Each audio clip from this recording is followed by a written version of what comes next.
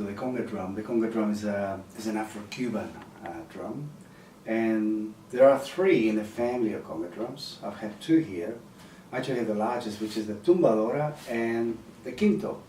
Normally you would have the quinto, the conga, and the tumbadora. That's how they break them down in Afro-Cuban styles, depending on the folk tradition, depending on the rhythm, on the genre that they're playing. But before you can play anything on conga drum, you have to learn the sounds, and this is where you have to spend quite a bit of time developing the sounds just with one drum. Once you know the sequence or the idea on how you play each sound, you can actually practice on, even on a table, you can practice how to hit and how to do each part and the sequence of each part. So when I teach conga drums, I start by playing, for example, the palm sound, and the palm sound is just a flat sound on the skin, and it's basically the whole hand that hits the skin. And eventually you put 2 hands together and you start playing palms like that. The next sound you learn are the fingertips, and the fingertips can be played here, or you can also play here. And these are basically a muffled sound, so you play with the fingertips, touching the skin, mute. It's a mute sound. So you can play here, or you can play here. And if you start playing here, there's a combination of palm, palm, finger, finger that you cannot develop. And that's why you spend a bit of time developing this idea of where your hand ends up doing this kind of movement. So it plays a palm, lifts, plays fingers. So if you put those together and I'm playing single strokes, you can start playing this in this sort of fashion.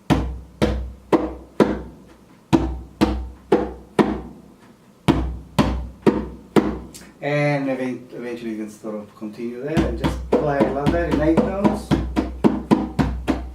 1 and 2 and 3 and 4 and 1 and 2 and 3. And you develop that faster.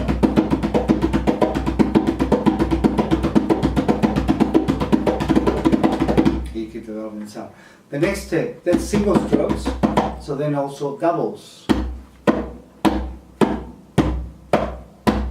So here you play the palm, you lift, play fingers.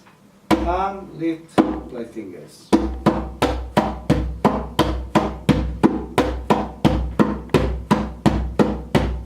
So you spend a bit of time doing that, and that takes a bit of work.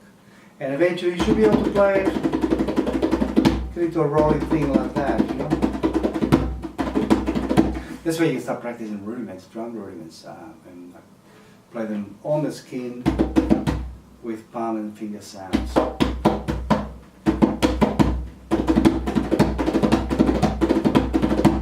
You can also practice them in triplets, so here you might do a double with the right and a single with the left. Or the other way around, so you go, I'm doing right, left, left. So you spend quite a bit of time on that. Then you learn the open tone of the drum, which is basically here, this part of my hand will hit the edge of the drum.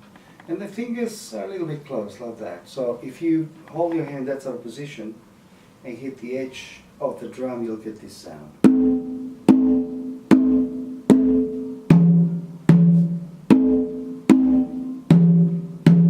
So then you have to practice. Practicing both hands. Then you learn a muffled sound, which is instead of letting it ring, you actually choke it like that. So now we have 2 open tone and muffled tone.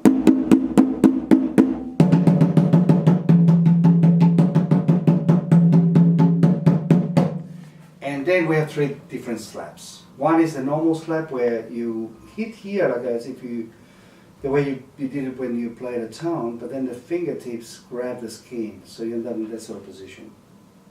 So here's a tone, here's a slap.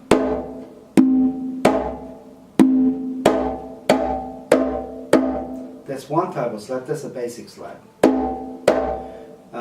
Then you can play an open slap where the fingers come off the skin, so instead of letting instead of staying there, they come off. So it's an open slap. And then by using the original slap and putting my hand across, I can play a muffled slap. But if I take my hand off, it should sound the same as a slap.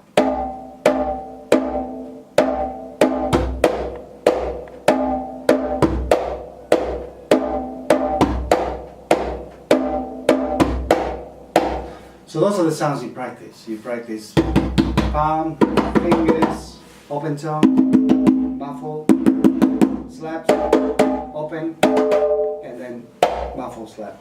And there's one more sound, which is the bass tone of the drum. So instead of playing a palm here, I will play right in the middle. And if I lift the drum a little bit, I will get that sort of bass tone that you hear a lot on, you know, when people play djembe. You play a bass tone like that. It comes off the drum. Very deep bass sound. So those are all the sounds to start developing rhythms.